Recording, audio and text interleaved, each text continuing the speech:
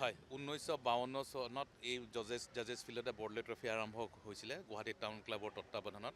আজি 70 বছৰ পিছত এই একেখন গ্ৰাউণ্ডতে পুনৰ আজি ফাইনেল খেলখন অনুষ্ঠিত হৈছে। ইয়াতে এটা যিটো পৰিৱেশ হৈছে, এটা অভূতপূৰ্ব পৰিৱেশ, পুৰণা দিনলৈ সকলোকে মনত পেলাই দিছে।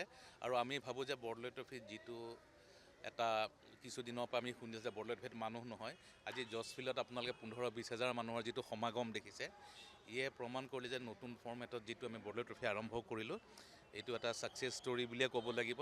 আজি এটা 20 হাজাৰ মানুহে চাইছে। গোটেই অসমত প্ৰত্যেকখন জিলাতে খেলাখন হৈছিলে, ডিষ্ট্ৰিক্ট লেভেলত আৰু ক্লাষ্টাৰ লেভেলত। প্ৰত্যেকখন খেলতে 3 হাজাৰ, 4 হাজাৰ, 5 হাজাৰকৈ মানুহ প্ৰত্যেক খেলত হৈছে, আৰু কিছুমানত 15-20 হাজাৰকৈ হৈছে।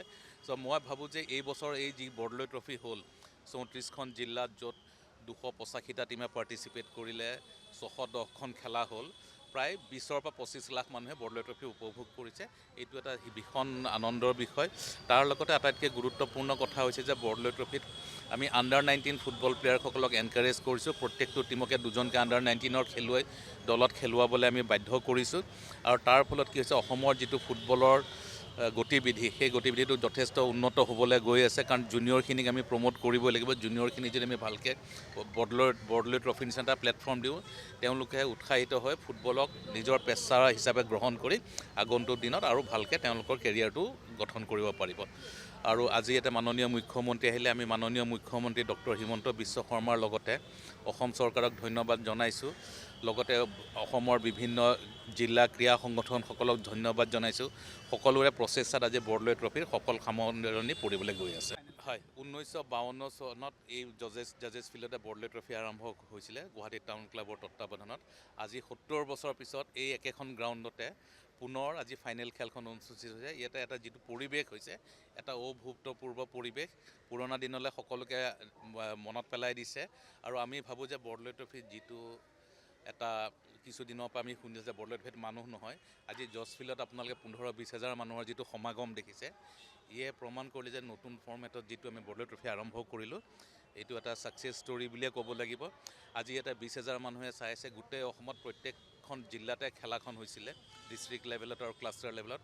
প্ৰত্যেকখন খেলতে 3 হাজাৰ, 4 হাজাৰ, 5 হাজাৰকৈ মানুহ প্ৰত্যেক খেলত হৈছে, আৰু কিছুমানত 15-20 হাজাৰকৈ হৈছে।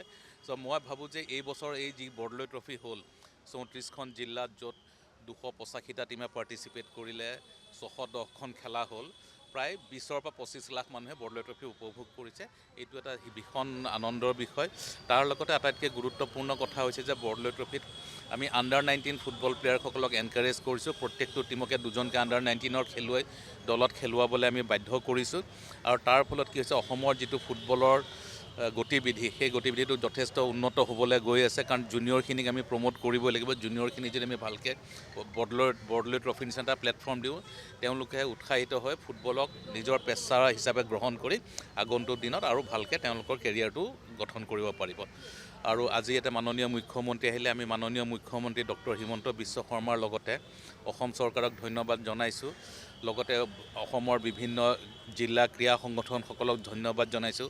সকলোৰে প্ৰচেষ্টাত আজি বৰদলৈ ট্ৰফিৰ সফল সামৰণি পৰিবলৈ গৈ আছে। যিকোনো খবৰৰ বাবে যোগাযোগ কৰক 7099017330 লগতে 7099017110 নম্বৰত।